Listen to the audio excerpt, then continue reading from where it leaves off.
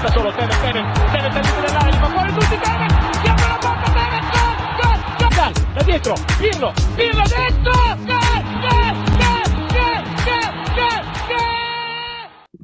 Hey Juventini, welcome back to the All Juve Cast channel, where of course it's all Juve all the time. All right, this is going to be the post Juventus and Bologna podcast, and yeah, it's going to be a heated one, I'm sure. It could go any which manner. We've already got people jumping on in the chat, just getting some stuff out. So we've got Arun right out of the gate asking us to reflect upon some of the tweets from Lapo Elkan there.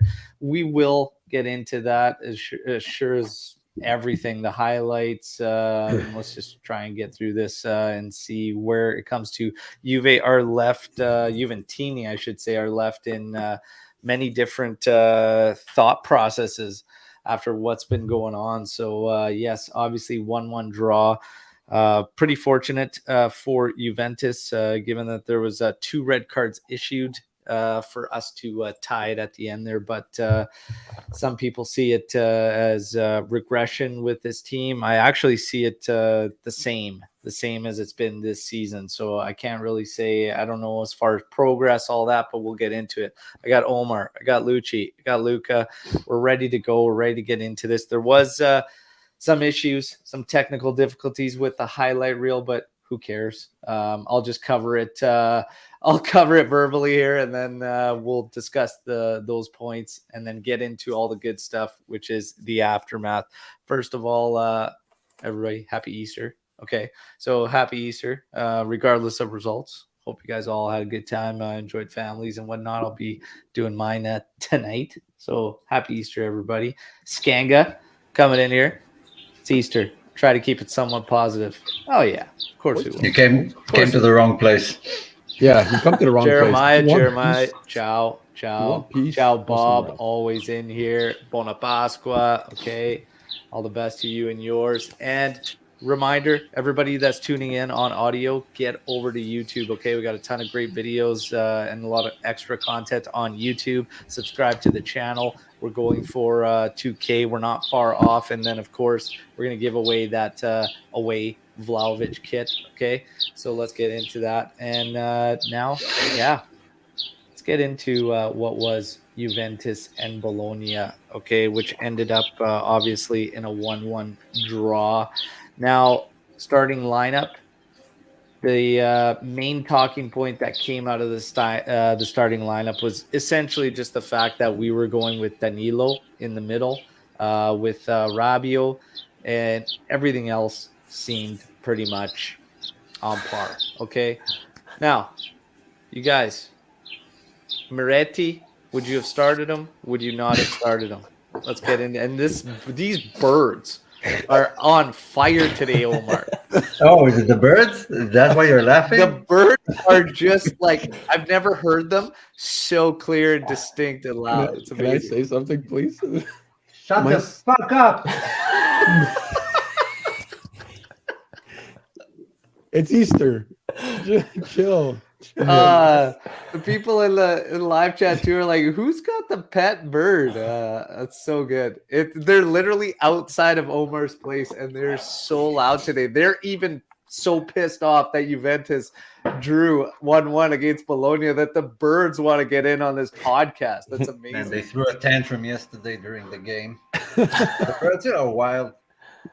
No, is it okay now? I can't hear them because I'm with headphones. It's much better now. You closed the window. It's actually much better now, yeah. I didn't close the window. I just screamed. So, guys, let's get into the starting lineups. Obviously, we had Tech, De Sciglio, Delict, Chiellini, Pellegrini, Danilo and Rabiot in the middle, Quadrado, Dybala, Vlahovic, Morata. So there's your starting lineup. Guys, honestly, I wasn't too bothered with it. I know these shouts for Moretti and whatnot, but we had a good discussion on the match day live. He didn't need to start. I mean, it's not the end of the world if he doesn't start, but I definitely said I would have liked to see some minutes, probably 20, 25 out of him in this one. But let's change it to when we were chasing the game. When we were chasing the game, Should he have been used or attempted there at some point? Let's get your guys' thoughts on this real quick before we just go through kind of the highlight reel. Let's start with Lucci. I'm going to say yes, because the midfield was almost, invisible yesterday. Regardless of you playing two players who are not actual midfielders, you need someone in there who's going to make, the breakout pass, to hold the possession, unless Artur can do that. But, again, he's hurt. So you need someone in their natural position to be there. You have Danilo, who wasn't terrible, but wasn't great either. And you have Cuadrado, who was, a disaster yesterday. So, I don't know. I just feel like you got to play players in their familiar positions, regardless of how his age and regardless of his form, whatever. So I would have liked to see him, especially after how the first 45 minutes went, or 60 minutes even. Yeah. Luca, what do you think? I think you look at the subs yesterday, and you got to ask yourself, is it gonna make a difference? Like we don't know anything about this player. We don't know what he brings. We don't know how he would hold up. But as you guys said, would it hurt at that point? No, we're already down the goal. So I think if you're gonna risk it, that's the time. Like you have nothing to lose really. Mm-hmm. So would I have done it myself? Probably not. But I think if Max was gonna do it, that was the best time to do it. Yeah. Omer. I've talked a lot about it yesterday, so I won't say much. Just if you have one midfielder available and you choose to go with three men in the middle after the 4-3-1 worked perfectly well, then something is wrong. I don't know. It's not even on Rabiot or Danilo or Cuadrado who played in the middle. Something is just off with Allegri. Trying Cuadrado for the first time in a midfield three as a Mezzala. I don't know. He just counters what he says in press conferences on the pitch all the time. Mm-hmm. Yeah.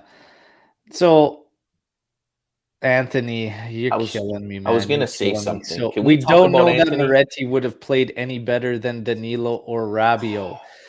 Okay. Danilo got moved back. Second of all, take those guys out of the equation. Number one, you have no offensive creativity amongst the two that are main guys in your midfield. And we saw that throughout the entire match with these two guys. Then you had Cuadrado and Dybala, who were an issue together on the right side. That was not working. Okay, neither one of them played for each other. There was no movement to help the other player. They both wanted to play the same game, ball at their feet. You can't tell me, just like you're telling me right now that you don't know that Moretti would have played any better. You can't tell me that Moretti wouldn't have played. It's all speculation either way. The problem is right here. You have everything to lose when you're losing. Wrong. You're already losing, Anthony. I cannot say how much I disagree with this statement. Okay, you are already down. And the majority of your lineup is playing like dog shit. Okay, if there was ever a game that had more reason to play one of the guys, this would have been it. Now, I will say this: it could have probably changed nothing. Okay, because it is speculation, but you can't tell me that all these reasons were reasons why he couldn't have gone in the lineup. I will remind you, we banked on putting in guys that have consistently disappointed throughout the year. Moise Keane has done sweet FA. Okay, this season. You have Bernardeschi coming in that went through a phase where we didn't even think he was truly injured. Okay, and then all of a sudden, he hasn't been the same. He had that good run earlier on in the season, and then he had this injury thing, and then just became the classic Bernardeschi. Please highlight the comment by Dez. And I still wasn't against bringing Bernardeschi into this match, but just you go on this list. Pellegrini. Did anybody think Pellegrini should have been subbed? No. I didn't think. I was like, why are we taking Pellegrini out when he's one of the few that had good crosses coming into the area? Because Cuadrado's crosses were coming in at knee height, getting cleared. I wasn't like, how many? This is the shit that frustrates me. Yep. At that level, to not be able to put a cross in, let alone be able to pass it into a wide open cage on that one. But we'll get into the highlights. I just think, regardless of what we think Moretti would have done, if there was more and more reasons to put him on. But Pellegrini, some of these subs were shocking. We are going to go through the highlights really quick. Obviously, technical difficulties with the screenshots, but we'll just discuss them. Early on in the match, Juventus started off with some good pressure, okay? Vlahovic comes off with a couple headers early on. One of them actually almost loops into the back post, but it lands on the top of the goal. You have a free kick opportunity from Dybala, tries to go short side. Actually not missing by much, but it looked like Skorupski could have probably gotten there to that one had it been on target.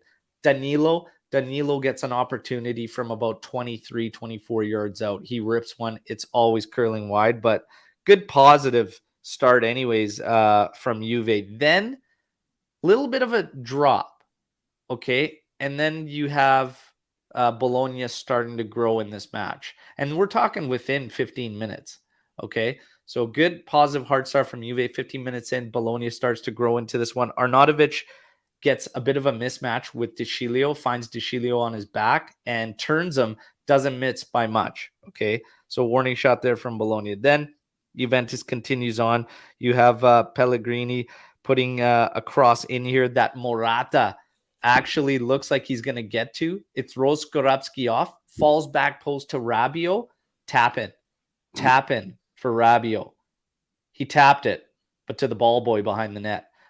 So that one hurt. Got to bury that. Now you move on in this one, and then you have a complete breakdown in the middle of the park. And Soriano is allowed to basically run forward. Rabiot is in his zone, but Danilo stepped up to the player that was ahead of Rabiot, and this kind of screwed them because then Soriano had a free lane. You see De Ligt and Chiellini trying to decide who's going to jump in there, who's going to go. Well, not really, because who's going to go to Arnautovic? Arnautovic is on De Ligt's back. Soriano steps up. De Ligt has to go to ball carrier, right? Somebody's got to go to ball carrier, or do you just let him walk in and fire? Because that argument was out there too. You just let him come in and trust your keeper. I don't like that. You got to put some pressure on the ball carrier. Soriano's actually a decent player too. So he's allowed to walk up. De Ligt goes to step. Chiellini takes a couple moves to Arnautovic, but then looks like he wants to try and trap him offside. It's too late. Arnautovic is through, and he buries. People are looking to blame there. Honestly, De Ligt or Chiellini, honestly, starts in the midfield. That's the mid. Starts in the midfield. Awful positioning. Lost their guys. And then as far as the CBs go, they just miscommunicated with one another and they weren't on the same page. Orsolini was also on Chiellini's back. Just needs to be noted because Chiellini was caught between a rock and a hard place. But at the end of the day, you got to take away the top threat, and that would have been Arnautovic. De Ligt, he seemed hesitant in stepping forward to Soriano as well, because he kind of did it a little half-assed, is like you just jump in there and go and take that away as quick as possible. But Chiellini caught between two minds. It sucks. Guys, your thoughts on that goal? Omer, go first. What's you, buddy? Okay. Thought you were just... That was a point. Yeah, sorry. What can you say? It was in the air. Like the second it came in, I literally said, that's deserved. Can't say anything about it. Everyone looked off their spots today. No one was in position. It was literally a mess. I can't point anyone who had a good game, and especially on that goal. Mm-hmm. It was just bad defending. They can't play with one striker and no one is marking him. Just see the treatment that Vlahovic get when we play with one striker, and there's always someone on him who doesn't allow him to make those turns inside the area. But when teams play against us, it's always zonal marking and they lose their guys. And that's how we concede most of our goals, by just no one marking the threat, because it's always coming from the main threat. Every team we play against, their main threat scores. And that's a big issue. And I think it was Chiellini's job to mark him because De Ligt was the one who was coming out because the midfield just dropped the ball on that play. But it took a team effort to let that goal go in. Yeah, absolutely. I want to address this right here too, because I pointed out Orsolini was there, and he says there was another winger on Chiellini's left, and MDS was too far away. How many people is Chiellini supposed to mark? Well, no, that's just pointing out the fact that the positioning was awful. And like we said, at that point, though, in a bang-bang play, you have to make your decision. Was Orsolini more dangerous than Arnautovic at that point when De Ligt steps up? No. Arnautovic became the most dangerous player. Chiellini took 2 steps to him and then decided he wanted to step forward, and he did step forward in a way to try and catch an offside trap way too late. He would have been better off just staying there. If the cross goes back post to Orsolini all of a sudden, then it becomes MDS's baby. And he was way out of position anyways. So like I said, everybody's at fault from midfield to the center backs to the fullbacks. Everybody at fault on this goal. Lucci? Yeah, I think it's just a collective breakdown, bad positioning from everyone. But then again, if you're playing a real midfielder, maybe you don't have that breakdown in the midfield coming back at you. Maybe they. You know what? I will say this. If to this specific point about playing guys in their natural positions, which is another reason why a lot of us are vocal about it and don't care about their age. There was a lot of times in ball progression when we were trying to play out of our own end where Danilo was not where he needed to be and didn't go where he needed to be because he was used to being on the defensive side of the ball. He left Cuadrado stranded multiple occasions. He left a couple other guys in some bad positions because he wasn't getting to the spots he needed to because he was so used to walking forward and being at that back line. That's the only reason I can attribute it to, because he was not demanding the ball and getting in the position he need to when we were trying to play out of our own end. The rest of the time, it didn't feel that much of an issue, to be honest. But there were moments in there where that was kind of creeping up. But other than that, didn't really have problems with Danilo, and he wasn't a huge issue. But just plays to Lucci's point about guys in natural positions. So we're 1-0 down. Absolutely infuriating. We get to the second half here, and I told you should have talked, Luca. I should have gone first. Juventus. Danilo has a header that goes off the post, runs across the goal line, nobody there to tap it in. Another frustrating one. You get over to another opportunity here. De Ligt, open header. De Ligt gets an open header, puts it right at Skorupski. Okay. So this was the moment where I was looking at this and this team and how we play. It's simply not good enough to not bury some of these opportunities we had. The Rabiot wide open one. Vlahovic had a couple of headers, one of them being a free header that he actually didn't even hit target on. And then you have this De Ligt one. One of those has to go in based on how Juventus plays. We just don't play in a manner that can afford Juventus to miss one of those opportunities. We are forced to be clinical based on how we play. What do you guys think about that? Luca. Yeah, No, Luca, you go first this time. Let me go last. It's fine. It's okay. Well, okay. I just want to touch on that because, yes, you need to be clinical. And we've seen that against Inter, against Villarreal. We've seen it time and time again. However, last season, not to bring up, this Pirlo debate, but whatever, look how many chances we created last year. Whereas, this year we're only creating maybe max 3 a game. And of course, we're not going to be clinical. We're not producing that many chances. Last year, we were one of the top teams in creating chances, and we scored a lot more, of course. But if you're only creating a couple chances every game, you can't expect to score each one. It's impossible. Yeah. I don't know. The whole situation in the final third, every time I watch this team is so frustrating because they all look like chickens with their head cut off. No one knows where to go. No one knows where to pass. We turn it over, pass it up to Cuadrado, cross it in, and hope someone gets ahead on it. Like that's not a winning solution right there. Yeah. Your guys' thoughts, Omer, Luca? I agree with Lucci. It was a good style of play when you had Mandzukic and Ronaldo in the area all the time.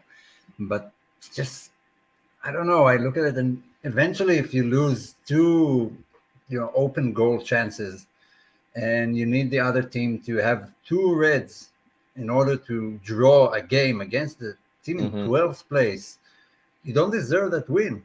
Juve didn't deserve to draw even yesterday. It took two reds for us to take control of the game. Basically, Bologna did what they want. They contained Juve brilliantly.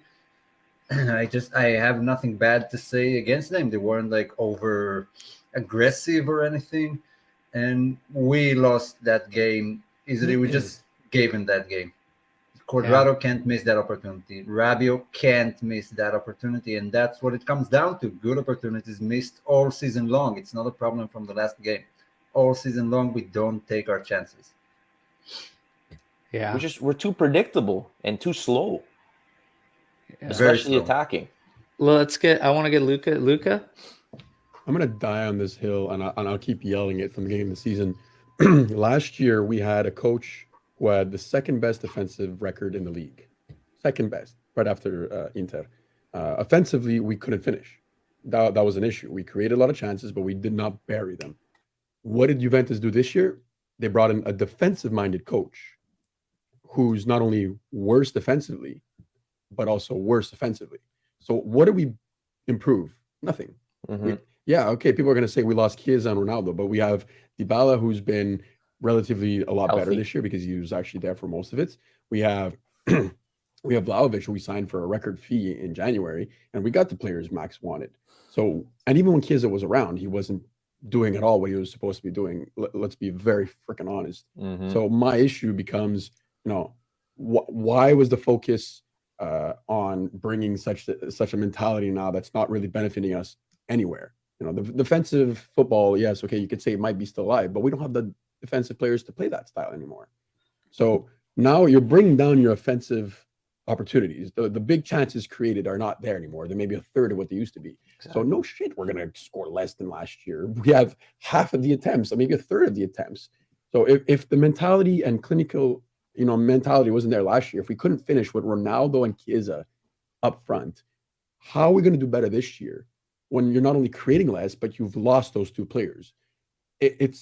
Everyone said we have to replace those goals.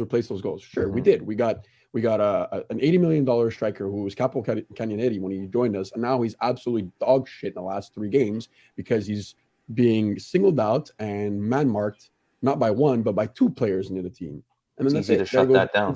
Mentality, like you said, Lucci, we rely on swinging in balls into the net, and it's fine. We have a big guy up front. Do it. But if you can't get a cross in, what's the point? Quadrado, everyone was yelling to say that, now we've got Dusan. He's going to put the ball on his head. He's going to put it back in the net. I haven't seen it happen once. Not one assist from Quadrado to Dusan Vlahovic yet. I haven't seen it. You're not wrong. We're going to get into this a little bit after we just wrap up the finale of the highlights there, but there's a lot in comparison from last year to this season, but there's issues. There's different issues though.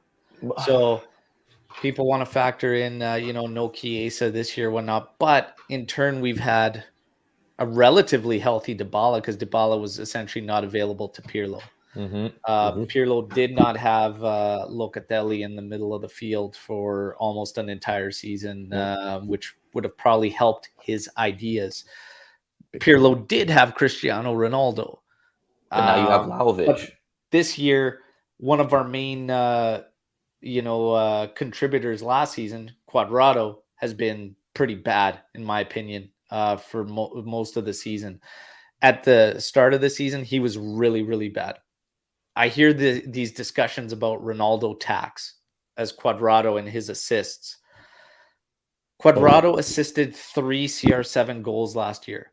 So wipe that off of your mindsets if you're thinking he's not having a down year and it's because Ronaldo's not the one banging the goals.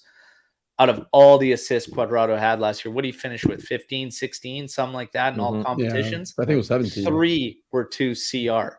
His highest assisted player was Morata.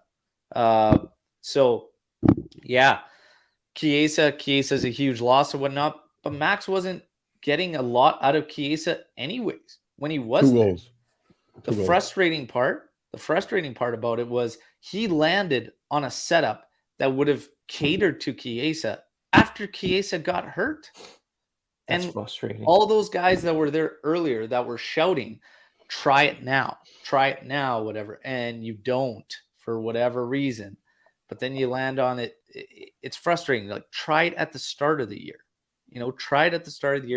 Answer the questions beginning when you're trying to go there. Whether he flipped the script and changed and wanted to just lock in on defensive because of how poorly we started, which, by the way, was really only because of individual errors. I can't really even blame Max too much, other than substitution wise. He was kind of all over the map. It looked like he still wasn't fully comfortable with the guys he had or knew what he had, but frustrating start. Nonetheless, this is where we are. There's comparisons that kind of go back and forth, can make you go back and forth from last season to this season. But ultimately, we all are saying the same thing.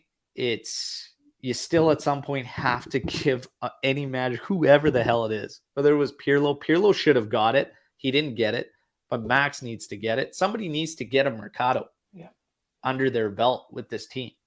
Do we all agree on that? Yeah. Yeah.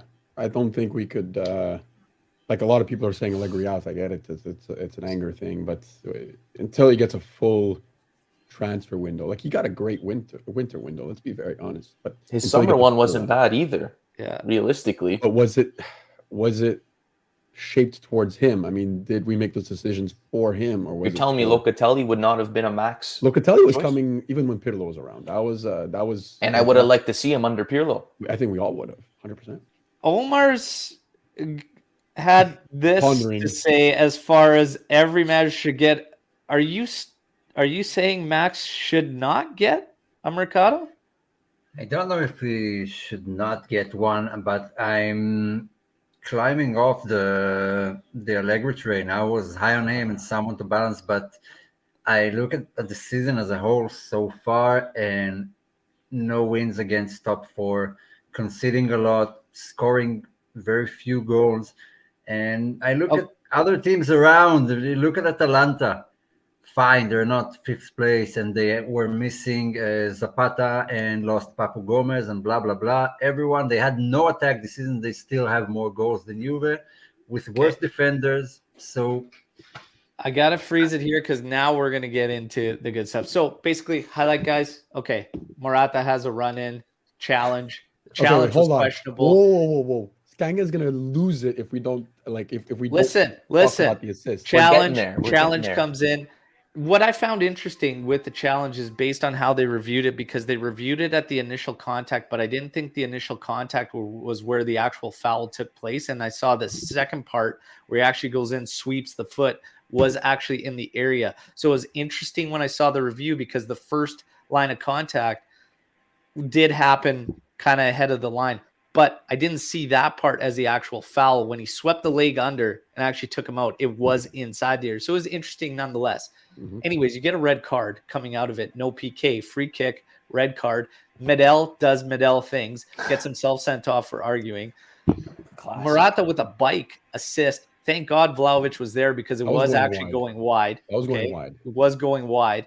1-1. I'll take it. Ugly. I'll take the point. Now, let's get to Omer, okay? Because Omer's kind of touching on something crazy here. For all the shit and abuse that Pirlo took last season, it cannot be ignored. And when we start to bring up guys getting stop it. It was going wide. Okay, it was going wide. That was not a pass. I just stop it. He's kicked both of them out. He was going to hit the post like Cuadrado could have just passed that one in an open cage. The fact that we didn't talk about that. This cannot be ignored when we talk about guys wanting to get that Mercado in for coaches and managers and whatnot. Max has not beat any of the top four sides this season. Not one victory against any of the top four sides, okay? We lost Supercopa. Sure, we can advance. We have the chance to advance to the final of the Coppa Italia and then have to face one of the Milan sides. So no wins against top four. Worst home record in a decade. Okay? Worst home record in a decade. Mm-hmm. Chiesa, one of the main antagonists, was doing nothing, next to nothing before he got injured. And you have a team that, can we honestly say there is a big difference from the start of the year until now in terms of how they play, regardless of adding in the guy who was tied for Capocannoniere when he was brought in January, and bringing in another midfielder like Zakaria in here. Can we say there is honest progression? I will say this. For me, this team is the same. For me, not only this season, last, as well in terms of how poor they are at converting. Okay. We talk about scoring more goals last season, but they created a hell of a lot more. Okay. We were the top team for missed big opportunities and big chances created. We were the top side. So we missed a ton. The reason we were scoring more is because we played in a manner that created tons. So we've taken that away from ourselves. We're simply not clinical enough. Okay. When the chances do come in these matches, you're seeing what our players are doing. Yesterday, even if you want to get at Max for anything, Rabiot needs to score that. De Ligt can't head that straight at the goalie. And Cuadrado, for the love of God, you're just passing a ball into a wide open cage. What? Like, are we serious at this level that you can't put that in? That is not on Max. So for me, a lot of this season, this team can't score goals, man, even when the chances do come. But go ahead. It's hard to defend Max, like you said. Like, those stats do not work in his favor. But like you also brought up, it's not on him. He's not the one missing the net, right? So who do you blame? But if you created more chances, you're going to score more goals. Okay, but Lucci, yes, you're right. But you're not also going to be able to create 30 chances every single match. The bottom line is these guys are not executing to a level that we need. Okay. But I do agree with you. We're not doing ourselves any favors. Yeah. But if you look at this game yesterday, there's got to be 2 goals out of the opportunities we had. Fine, that's fair. But 2 things. You can't tell me this team is any worse or the same as last year.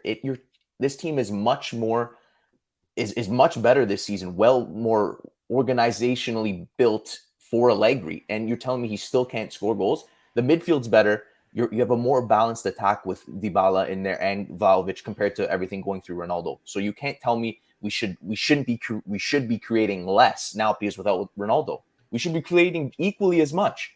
Is it Max's fault that Dybala ghosted yesterday? No, of course. Dybala's ghosted for the past year and a half. It's Max's fault for putting him maybe in a position that he was ghosted. Like, there's games this year where we had 0 chances on net. Yes. That's on Max. Exactly. Like, I don't care who the players are. That's on Max. I won't even look at stats. Just you need to watch. You can just watch. It's just clear as day. Yeah. The opportunities we have are very accidental. It doesn't come through patterns of play and something rehearsed in training. Mm-hmm. It's all down to a player's personal ability to create something. Even Vlahovic goals are down to his ability to create chances. Yes. That doesn't change the fact, though, that when the chances are there that need to be finished, this team continues to not finish. But with that, I agree. With that, I agree. Allegri can't be Cuadrado's right leg or the Lig's head or anything. But even it shines like what you guys are saying. Hey, I was the conductor of that train, like my man Joe was on the Vlahovic train. Okay, I've been there all year. But what I'm saying is, I do agree we can do more. We could play in a different manner. We could be a little more front-footed. But it doesn't change the fact that you have a team, even last season with Cristiano Ronaldo, that had a poor overall conversion rate. And now you've got a team that continues to not be able to put in the opportunities that they have to score. So it creates a fear that with Max, in the way he is and the way he goes about his business and wants a team to play, is this a recipe for disaster? Can we continue on this way? Are good players that we bring in going to eventually change this for Max? Because I'm seeing opportunities that they're just not confident enough to score. Like, I don't understand it. You bring in one of the top goal scorers in Serie A who was literally scoring from anywhere and everywhere for Fiorentina. Now he can't buy a damn goal.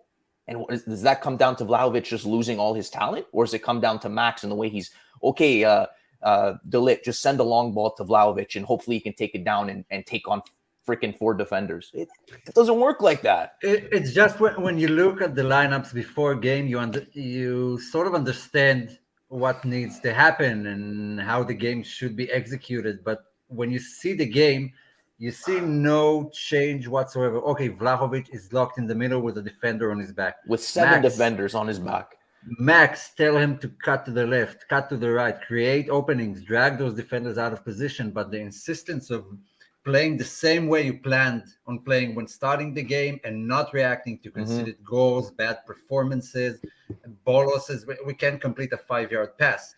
Like there was one move for Cuadrado where we dribbled past 3 guys in our defense, natural Cuadrado, and then passes an easy pass to Rabiot, misplaces it. Yeah, that was the story of Cuadrado for the rest of the season. Cuadrado in a nutshell.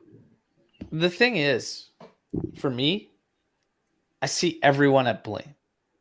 I see everyone at fault. Like, sure, you could pick out all of Max's shortcomings. At the end of the day, these guys are not executing whatsoever. Now, I will say this. You guys are right. Vlahovic has a ton of work to do and whatnot. But I watched yesterday's game, and I see very little attempt. And this is from a player standpoint, okay? This is coming. You guys have all played the game. Think about this from a player standpoint. When you are getting ruled out, and I'm not singling out Vlahovic for everybody, don't think this is from Vlahovic. This is from a team standpoint, because yesterday when I watched this game, I laughed at the lack of movement that was there from players. You saw Dybala and Cuadrado trying to play the exact same game on the exact same flank. Neither one of them moving to create space for another. Neither one of them trying to penetrate the defense. On the left side, you had Morata being flat with Vlahovic against the back line, not coming in, not showing for it. This is a player's issue because your coach can only do so much. At the end of the day, if you're out there on the pitch and a guy's all over you, draped all over you, you can't get involved in the game, you're not getting the ball, it's up to you at that point to figure out, okay, how am I going to shake this guy? What do I have to do? Where do I need to go to get myself involved? Okay, Cuadrado wants to be here. I can't also be here. I'm going to start exploiting this space or whatever. I'll take this defender out here. They're not doing that. I see too many players trying to play the same game. And this could be a scouting issue and something that you've done as management, but we have too many guys that want to play the same game, and that's play the game with the ball at your feet. You can't have 5 cooks in the kitchen. There has to be those movements. People have to sacrifice for their teammates at times. Yesterday, there was absolutely zero sacrifice for one another. Nobody wanted to be that guy that was a decoy that would just take somebody here so somebody else could be. There was no movement. Luca, where was the movement? This is gonna this unpopular opinion, but Berna, when he came in, was moving a lot, and he took that wide option multiple times. He's probably the only guy I'll give praise to at the end of the game, because everyone was just clammed in the box and he was pulling wider and wider. So that's the only shout out. Okay. The question is, why do we always get to this situation where we need to clam everyone in the box and crossing because we're playing defensive football. That's my issue. All the flack Pirlo got, he did win that game against Porto and was eliminated. Yeah. on away goals. Yep. Same goes for Sarri, who was eliminated on away goals and non-call penalty. Max was not Bentancur, bad defeated on away pass. goals. Max was defeated, Max, period. Max was defeated every time Period. we needed to win this season. We lost. But back to Every Omer's time. point, back to your point, Omer, before where you said like the Allegri game plan is the same from minute 1 to minute 92. He at halftime, does he not realize, okay, well, they're doing this defensively, so someone move here, someone get the hell over there and No, he figure it doesn't out. adjust. He doesn't do nothing. That's where I get frustrated. It's like, what are you doing? I was looking at Max, and he took off his jacket in the 80th minute and started yelling and screaming orders. Why? Why can't you do that from minute 1?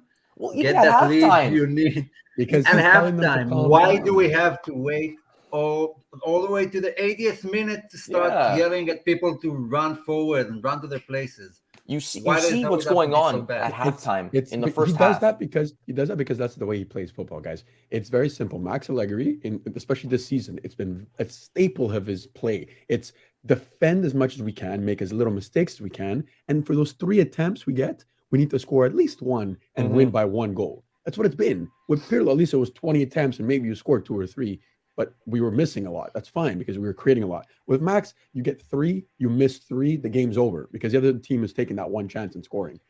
Look, That's all it takes to beat Max Allegri. That's all it takes. Even Conte has from minute 1 his foot on all of his players' throats to do what they need to do. And I don't see that from Max. He stands there delivering orders, calma all the time. No, don't relax. Go get that goal, that 2-goal lead. Then you can relax. The only time I saw him yell mid-game at a player was when Kulusevski wasn't running. Like, the only guy he ever shot on, I think. And where is Kulusevski today and how is he doing? Hey. Not saying he was a good fit at Juve, just that's what happens when a manager has belief in you and demands something from you. Max counts on his system more than he counts on his players. Omar, what's freaking frustrating is that and I get it. We're this is a big issue for both the coach and the players. But you gotta give it to Max. For some games, it's completely been on the players, which I'll give it to him. Like he's shown that he's able to implement something that's not a failure. You know, like let's go back 2 weeks versus Inter. That wasn't a terrible game. That was a good Juventus game. But that style of play, didn't blame him for that one. To be fair, we gave him the benefit of the doubt. No, exactly. We all gave him the benefit of the doubt. But even that game, we had 2-3 chances. We can't keep relying on these 2-3 chances to win us games every time. That's not going to get you anywhere. You want to play the probability game, create more. The more chances you have, the more chances there are of you scoring. You know. And I want to touch on Mark B's point here, where we were a defensive disaster under Pirlo. Is that really? First of all, we're second best defense in the league. What are you saying? I'm going to stop it right here. That one, and we didn't have a proper midfield. You guys have had your fun. I'm going to stop right here. The reason I'm going to stop here, you went off. I want to cut off the Pirlo and Allegri comparison. I want to keep it within this season. I will go with this. I see still a lot of the same issues, but I'm not advocating for Allegri by any means, okay? And everybody knows where I stand. I will support him while he's with the club and whatnot, for sure. But I have concerns. I have concerns also when we talk about, is he the right guy to maximize the project that we've done with the U23? Because I'm concerned that these guys are going to turn into just bargaining chips. And it's the highest amount of top prospects Juve's had in a long time.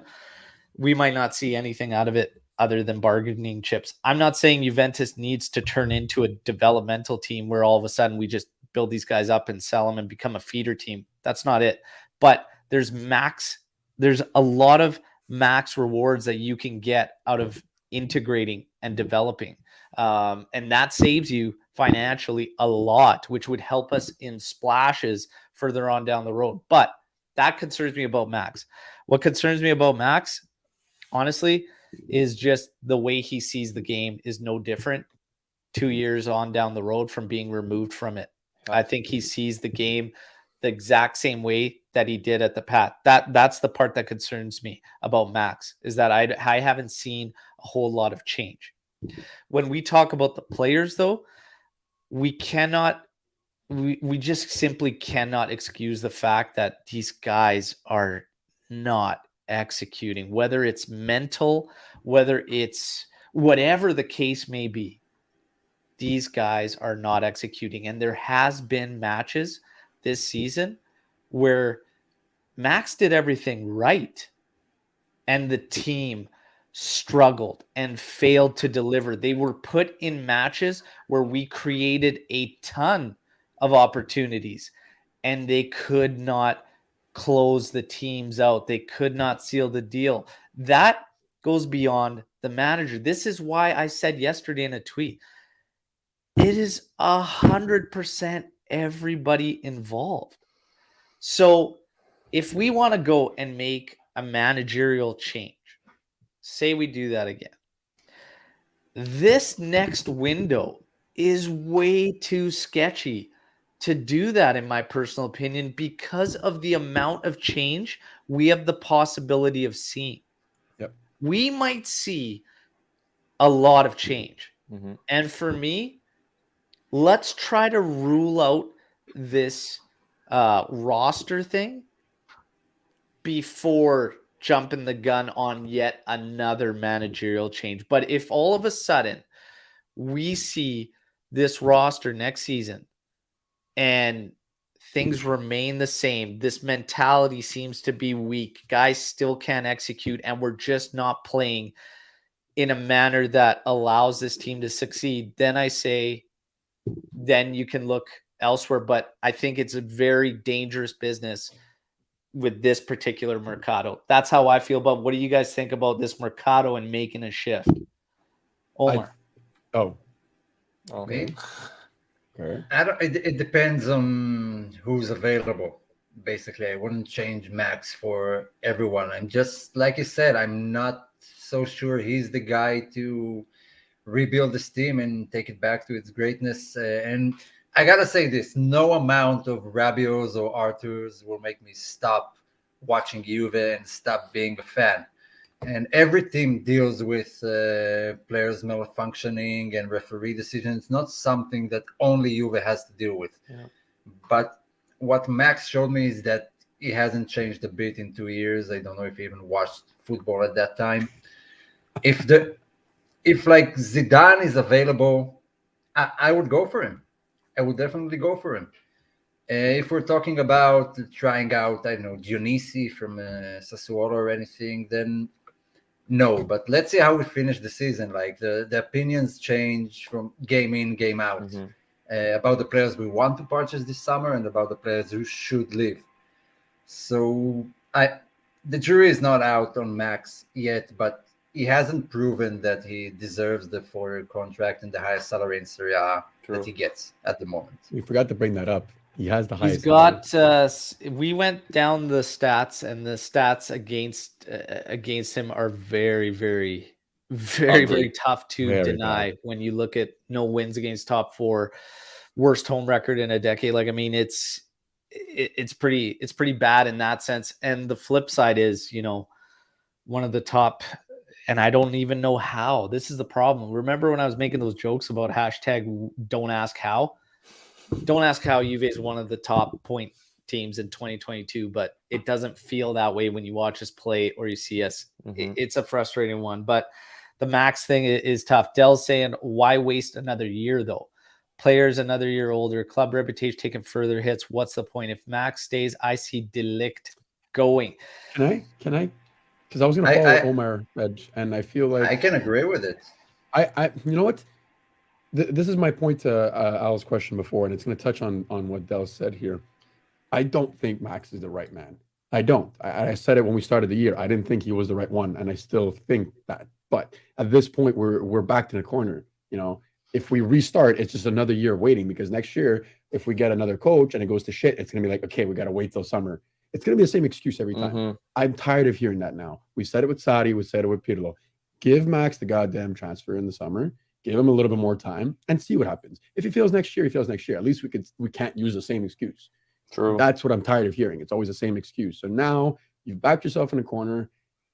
You know, adjust to the coach, not the other way around. It's enough now of all this overlapping. Just, you know, ride it out. If it's shit next year, then you change. And well, that's just it. You have to rule something out. We can't Exactly. continue to just beat the same dead horse. It's like Exactly. managerial change. Well, no, he doesn't have his players. He doesn't have this. It's like, let's just see it go. We had a strong January window. We've carried a lot of dead weight for too many years too. And there's still these guys lingering around. For God's sakes, Ramsey's coming back, everybody. Okay. Okay. Lucas happy. Hold on. He's Listen, coming back. His contract says he's coming back, but he's not coming back. Let's deal with the roster. Okay. Let's just wait and see. Now, look, I have my doubts. I'm with you guys on the Allegri thing, but I had to play devil's advocate today because these players cannot get off scot-free. They just can't. At the end of the day, as a player, where's your sense of pride? Like, we're just going to say this guy's ruled out on the pitch and, oh, yeah, that's on Max. At some point, these guys have to take the pride. You're playing at a professional level, and the best cross you could send in is knee high repeatedly, 10 times in a row, not even coming close to a target. Even if we all agree that's not how you should play a game, is just sending crosses in and hoping for the best. Regardless, it's frustrating to see a guy that can't take a corner kick that gets over the first defender every damn time. Like, let's be serious here. These guys need to take a look in the mirror and realize, hey, we got to do better. We got to step up. This is pathetic. Okay. From a coaching standpoint, I agree. There's not a lot that you see come off the training pitch. There's not a lot of patterns of play or whatnot. Again, the roster for me has accumulated too many of the same style players in terms of how they want to play. The left side continues to be weak. Left side is weak. They need to fix that. But Max isn't safe by any means. Okay. And we will see what develops there. The sad thing is, we have another topic. Del Piero makes his he comes back, and it's great. Everybody's nervous about this curse. Well, we didn't lose. Every time he's away, and it's an away match, we seem to lose. But we didn't lose. We drew, but still sad. You want to get that win for not a win, so it's a loss. First time since 2012. Obviously, he's in the stadium, whatnot. And then the talks of the number 10. The number 10. Feelings of what 10 needs to be, how they need to play, where in the number. Give Chiesa the number 10, all this. Luca, kick us off on number 10. Oh my God. Right. So this came up yesterday on Twitter, and I don't remember who I had the conversation with, but there's this whole idea, and especially now because there's all this sour taste in our mouth with Dybala and the whole situation and yada, yada, yada. We saw Tevez. We saw Del Piero yesterday. There's a lot of talk about the number 10 and whether or not Paulo has done it justice or whether he's been the leader that, Tevez or Del Piero was.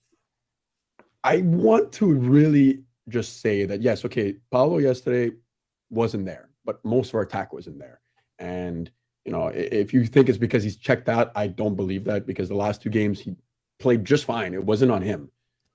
He's been, pushing for that goal, and you see it. You see the emotion. Even when I think Vlahovic scored off his assist, you saw how much he wanted that. I want to say that whoever's going to go out there and say that the number 10, first of all, the number 10 and the armband are 2 different things. I want that very clear, because just because you're 10 does not mean you become a leader naturally. No, it's the number 10, in my opinion, and maybe I'm young, so maybe Al and Omer could adjust me on this. Number 10, in my opinion, leads the attack in his way. He's got to be clinical. He's got to have that hunger. He's got to be the face of Juventus attack, and he's got to be the face of Juventus in other ways too. But does he have to lead because he's the captain? No. People are saying he didn't lead that Paolo is not the same leader as Del Piero. No shit. Al, you said it yourself. Del Piero was 1 in a million. We're never going to get a player like that again. And the comparisons need to stop. Just because he was there yesterday, you go back 2 years ago, people were saying, oh, he's the next coming of ADP. There was even photo edits of Paolo next to ADP, and they're saying how he was the next coming. And now people are just turning their back on that concept. Why? Because, we're in the modern age, and we heard all these rumors about his contract. I want all that shit put to rest. Paolo is leaving. It's done. It ended badly. Yes, we know.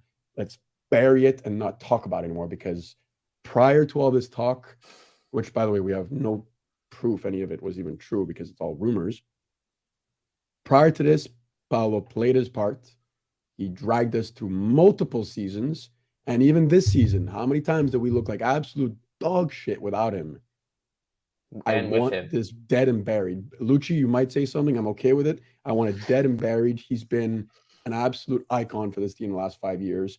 If it wasn't for Ronaldo being around, the face of Juventus was Dybala. Even if Chiellini was injured, even if Gigi was not there, Paulo was the face. And I don't want to hear any slander just because he's leaving now. It's done. It's buried. Move on. I'm going to take this player. one last.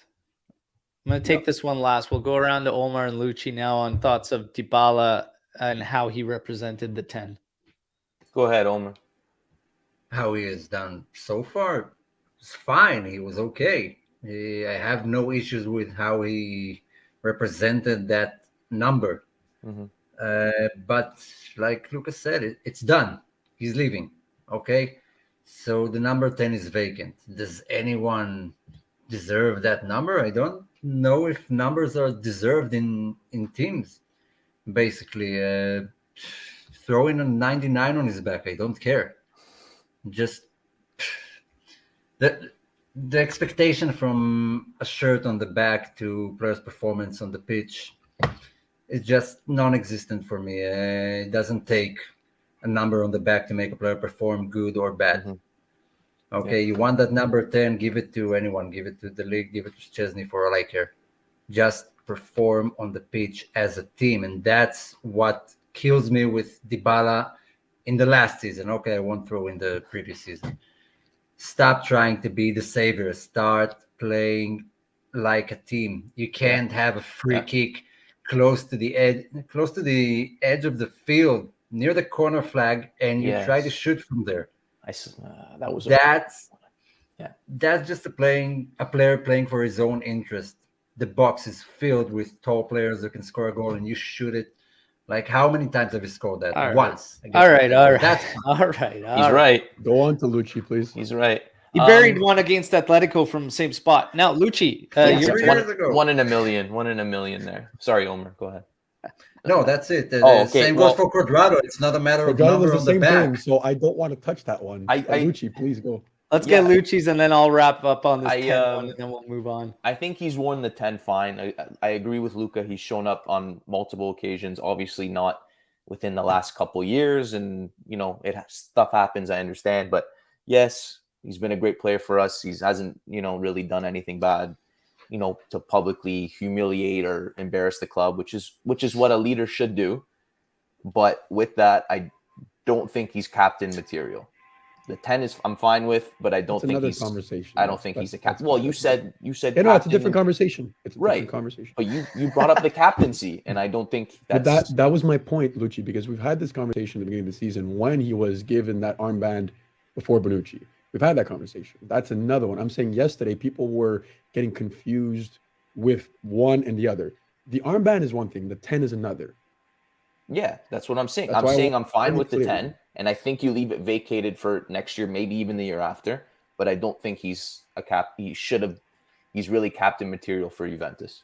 Okay, let's make the same argument for Chiellini. The number 3 is going to be vacant. Yes. That make Chiellini. Do I remember who was number 3 before Chiellini? No. Who was? I have no idea.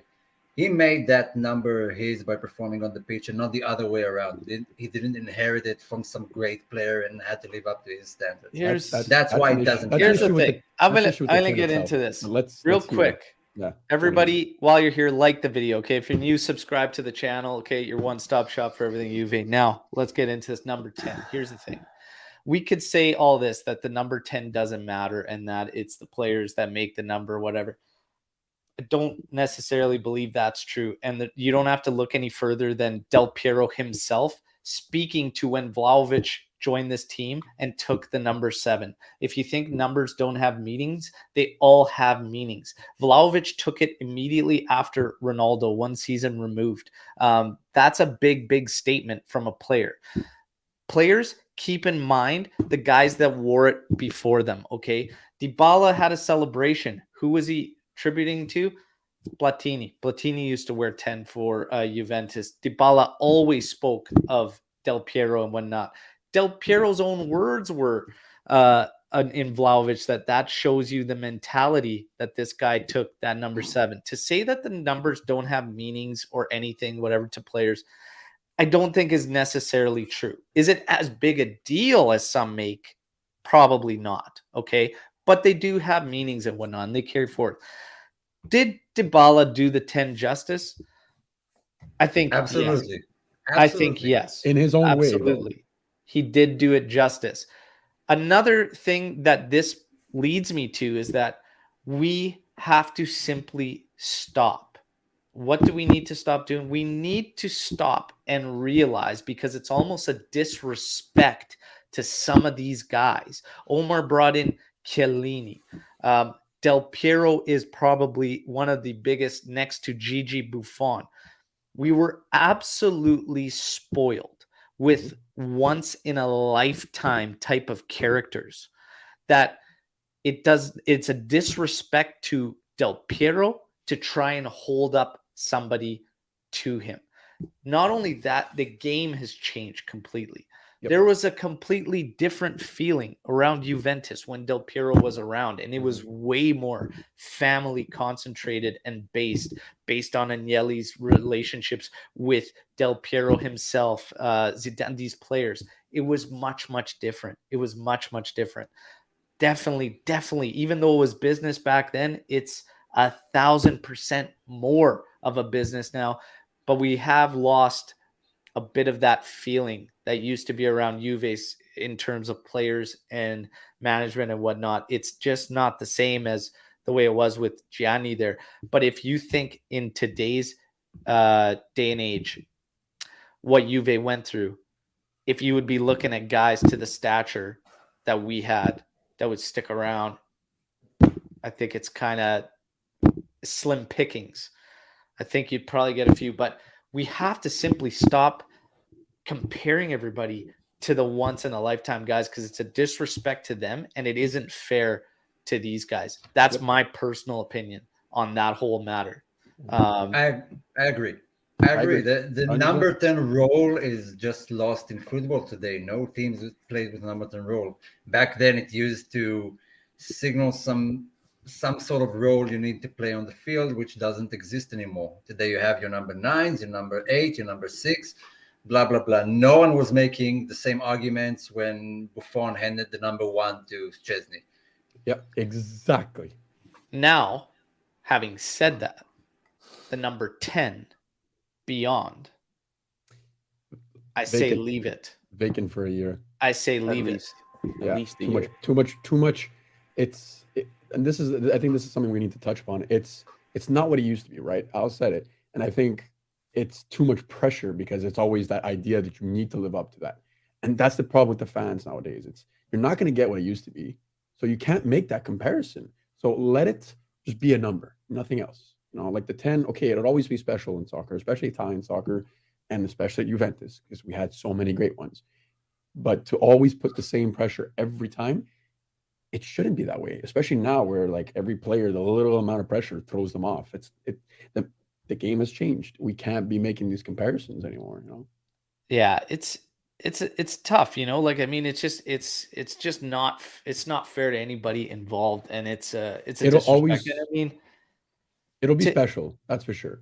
I think it still remains something unique, but not what it used to be. And I don't think that it's fair to ever make that comparison. So yes, the number 10, the next number 10 will be important. I will make that argument, because even when Paolo had it, I still made that argument that he is our number 10 and he needs to be something special, and he was. So that's where, we'll leave it just at that. He has to be a special player. You're not just going to give it to Bernardeschi. I think that's an agreement for everybody here. But does that mean it has to be what it used to be? No, I think it needs to evolve just like the game has evolved. Yeah. Absolutely. Anish has a question here directed at me, actually. Do we have STB today at all? No, he asks if, considering Dybala's recent performances on set pieces, should we give someone else a try? Yes. Look, Dusan missed one yesterday too.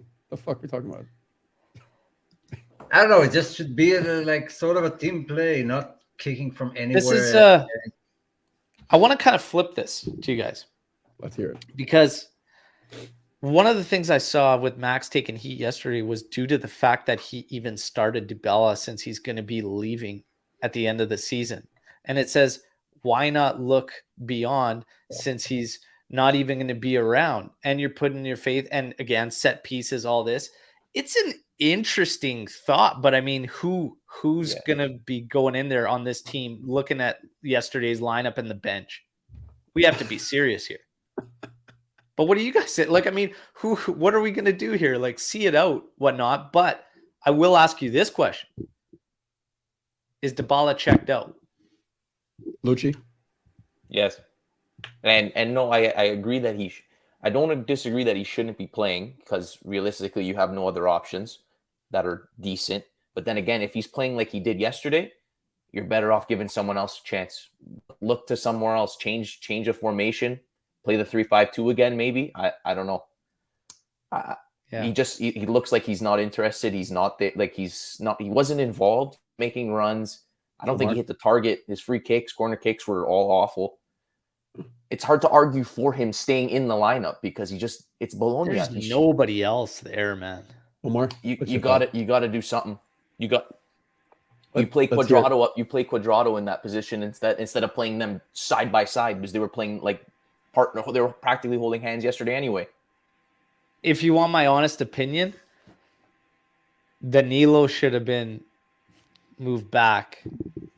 If anything, Quadrado, like that would have freed him up to the true outside and play a natural midfielder. Well, that was back to our original argument, which I agree with. Just play a natural midfield. Not that Danilo was an issue in any way, shape, or form. Okay, other than just some progressional stuff, which wasn't a big deal. You'd expect from a guy who played most of his time at the back. Yeah. But honestly, I hate this fear and hesitancy to play guys just because of their age. And we got into it in the Match Day Live. I know Luca has his thoughts here in this, but in terms of Dybala, I'm just going to wrap it up on the Dybala thing is there's nobody else there. And we want to talk about crucial matches and we want to talk about crucial points. And this is the reason young guys aren't getting the minutes. Well, then you put your best out there like Dybala. Dybala is our best player. Yesterday, you would never tell looking at it. Is he checked out? Isn't he? Sure, maybe. But that's a tough situation when you aren't going to renew a player. That was one of my main concerns that came out of it, especially after Arriva Bene went out and used those words to throw salt into the wound. It was like, why are you doing this when you still have about 9 or 10 crucial league games? Yep. Why would you go and add salt to the wound? Just leave it at what it is. You don't need to go out there and say he's not the center of our project anymore. If Dusan was the second, you don't need to say that. Even if everybody knows it, even if everybody's thinking it, you don't have to say that. I see that as a little bit of disrespect to Paulo. Now, could he be checked out? He very well could be checked out.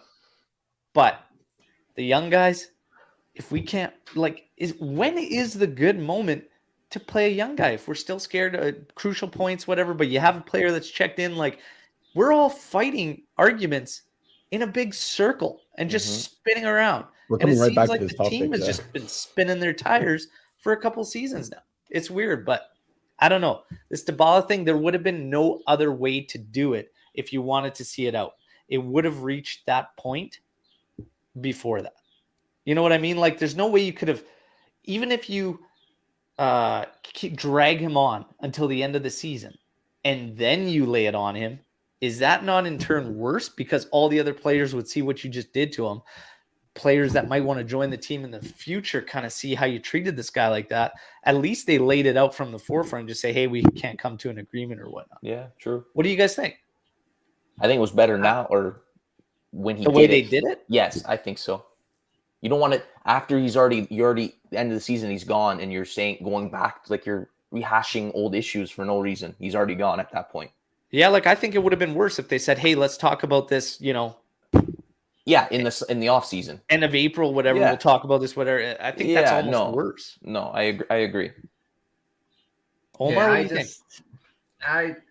First of all, I completely agree with you. There was no need to say that whatsoever. Creates pressure on Dusan and kind of insulting to Paulo. And I said before that when he leaves, I don't want him to leave in a bad way. I want him to be honored for everything he has done for the club. I just want to say from the fans all the way to the management, you can't keep giving players you love or appreciate the benefit of the doubt. Like Pellegrini could play one bad game and everyone will cry for benching him. Mm-hmm. Yet Dybala or Cuadrado can have 10 bad games and they get the benefit of the doubt all the time. You make excuses all around to why they were not the problem, but these are the senior guys. These are the guys that should take responsibility for the way they play. And just, be consistent with your slandering of players. All I'm going to say is on this topic, because I don't think it has to go further. Yesterday, again, everyone's going to think of, he's checked out because his contract is up. 3 months ago, when they were still negotiating, it was the same thing. If you had a bad game, it's because you didn't get a salary. Because of this. The guy had a bad game. The whole team had a bad game. Why are we picking on one freaking player again? No one's talking about Cuadrado, how bad he played, but he just signed an extension. Where's the argument there? I think the starting lineup, considering what we had, besides maybe I would have started Zach instead of Danilo. That's not the conversation. I think Pablo should have been there. I think Juan should have been there. That was emptying the clip. That was the best offensive four we could have had. They usually work well together. Yesterday they did not. Do I blame them? Do I blame Max? Yes to both. Who are you going to play instead of Paulo? Like people wanted to say, like, take him out, take him out. You're right, Luca. Games, but how many chances are you going to give them? Dan, hold on.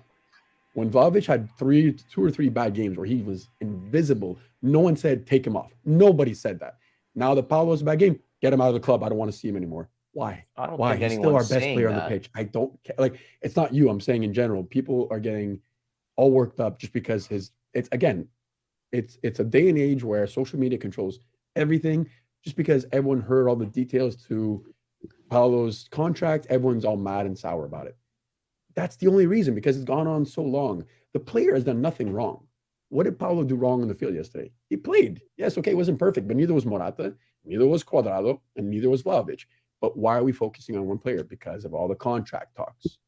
As per usual, there's always we got to be very, very careful in terms of social media. And if there was ever a prime example, it came yesterday when I had to see something about questioning De Ligt.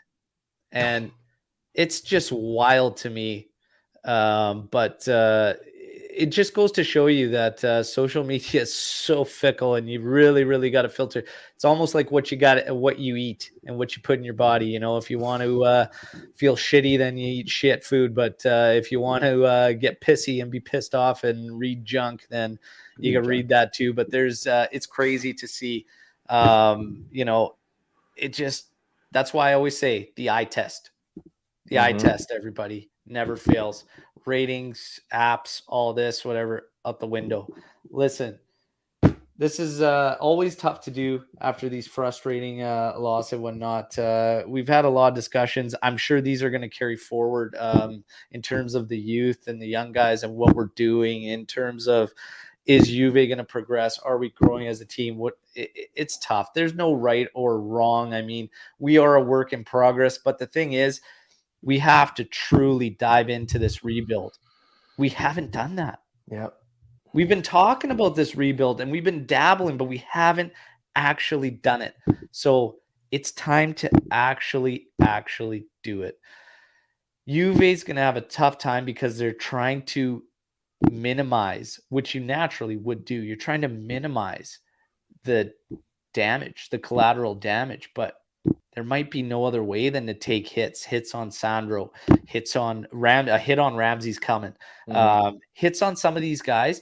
It just has to happen. But for the sake of saving the money, I say you're better off taking the hit on Sandro, even if there's no interest from other clubs, and count your losses and say, see you later, usher in the next wave. Yep. Because to continue to hang on to the dead weight isn't helping things.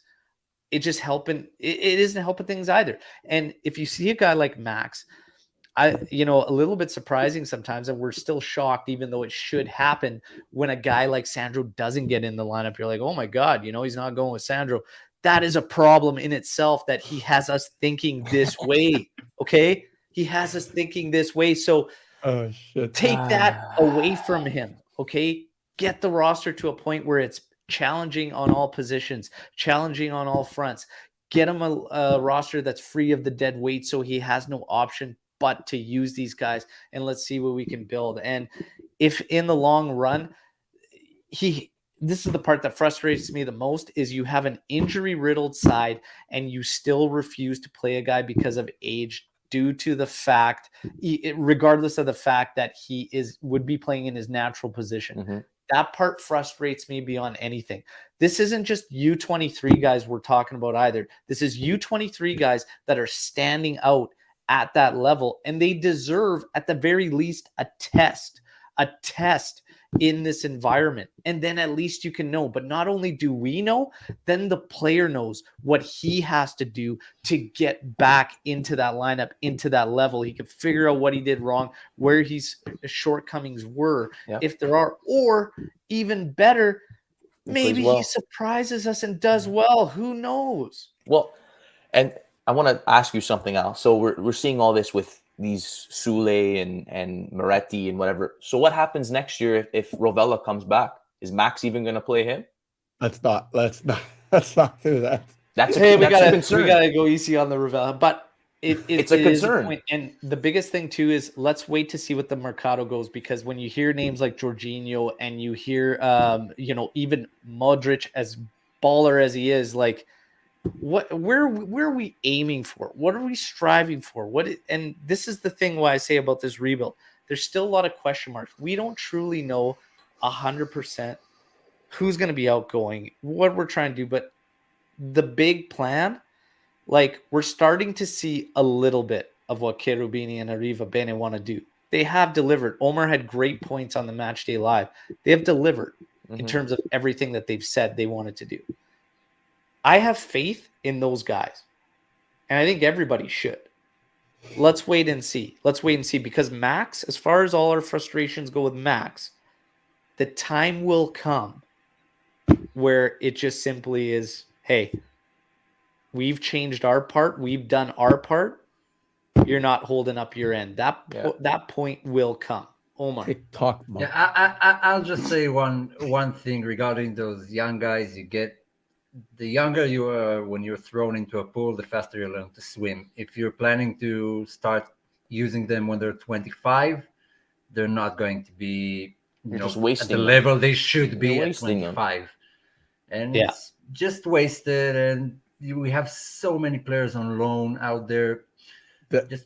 We're not going to use. We're not going to use them.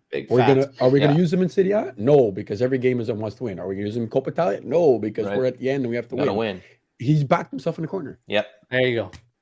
And the Rovella plus Valenza, the only way I'm letting Rovella leave is if you're bringing SMS in or someone of that caliber. This guy's about to walk all the way to freaking Turin and tell our coaches that. Yeah, I can't wait to see what they think of your opinion. All right.